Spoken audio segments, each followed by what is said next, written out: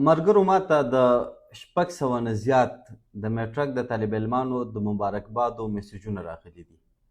سوچ مې کوو چې دا ډېره غټه موقع ده.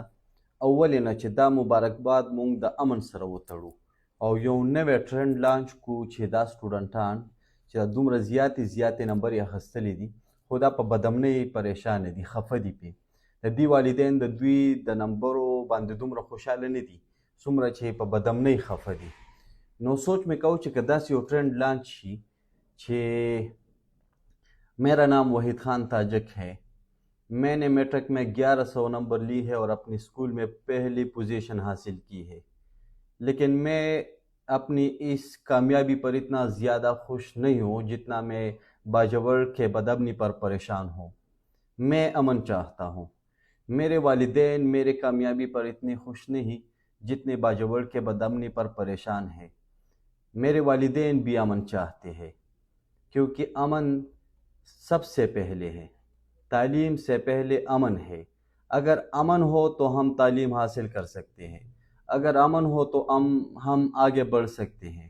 نو که داسې یو ټرینډ مونږ لانچ کړو چې دا د مبارکبادو سلسله مونږ د امن سره وتړو او دا سټوډنټان همدغه رنګې مونږ ته خپل نوم رالیږي او په هغې کې دا لیکي چې ما په پلانکي سکول کې دومره نمبرې اخیستي خو زه امن غواړم.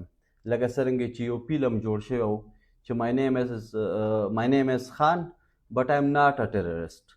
نو چې مونږ داسې کوو چې ما دومره زیاتې نمبرې اخیستي خو زه د امن مطالبه کوم. نو دا ډېره غټه نایاب موقع ده. دا 600 نه زیات پوسټونه ماته راغلي. داسې به هر چاته تلي وي، هر یو صحافي ورور ته، او که صحافي ورور ته نه وي نو د سټوډنټان یې پخپله هم کوي. نو زه دغه سکرپټ په دې ویډیو کې موجود دی، دا کاپي کوئ، خپل نوم پکې لیکئ، خپل تصویر ورسره ورکوئ او هغلته بیا پیسټ کوئ.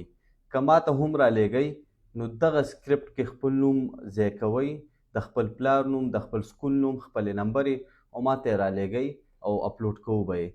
د مبارکبادو سره سره به مونږ د مبارکبادو نه زیاته مطالبه د امن دپاره کوو. که امن وي خو مونږ به سبق ووایو، تعلیم به حاصل کړو، روزګار به وکړو. خو که بدامني وي نو هیڅ نشو کولی.